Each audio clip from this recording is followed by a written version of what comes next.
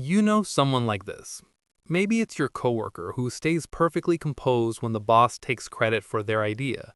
Maybe it's your friend who smiles serenely when plans fall apart for the third time. Maybe it's that person in your family who never raises their voice, never complains, never seems bothered by anything at all. And part of you wonders, how do they do it? What secret have they unlocked that allows them to float above everything that makes the rest of us want to scream?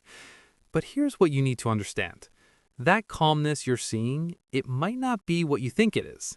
Because there's a profound difference between someone who has mastered their anger and someone who has simply learned to hide it so well that even they've forgotten it's there. And from the outside, these two people can look identical. Let me explain what psychology has discovered about this. The first type of person, the one who genuinely doesn't get angry, has developed what researchers call emotional agility.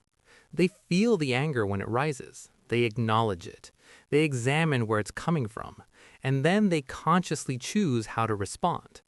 This is active work. It's not suppression. It's integration.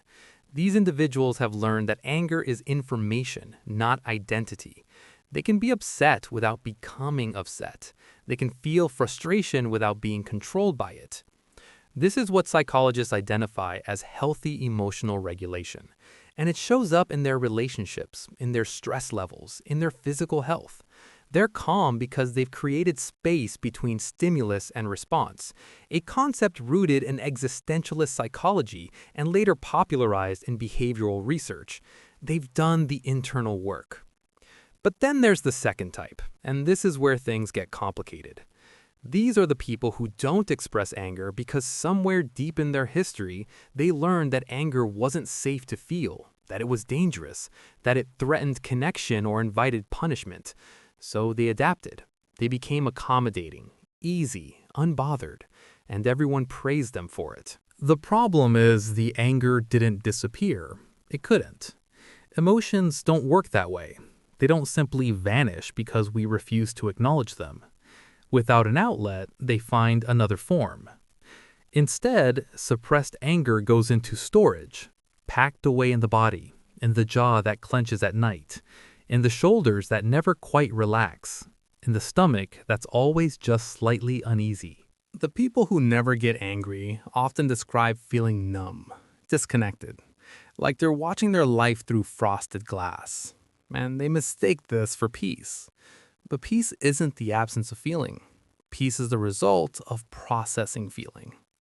There's also something that happens to your relationships when you chronically suppress your emotional truth.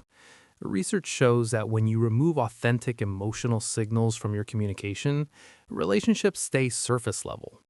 Colleagues respect you but don't quite trust you. Friends enjoy your company but don't feel close to you. Partners appreciate your steadiness but feel lonely beside you. Because connection requires vulnerability, and vulnerability requires letting people see what you actually feel, including the uncomfortable parts. It's hard to fully trust someone whose interior life feels permanently sealed. Now here's what's truly worth sitting with if you recognize yourself in any of this. If you're someone who never gets angry, ask yourself, am I genuinely at peace, or have I just become very skilled at pretending? Can you actually feel your feelings when they arise? Or have you built such effective walls that you've lost access to them entirely? Because the goal isn't to become someone who rages at every provocation. The goal is to become someone who can feel anger without being consumed by it, who can acknowledge it, understand its message, and then decide consciously what to do with it. The healthiest people aren't the ones who never feel anger.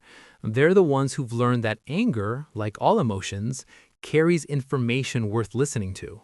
It tells you when a boundary has been crossed, when something matters to you, when a situation requires change.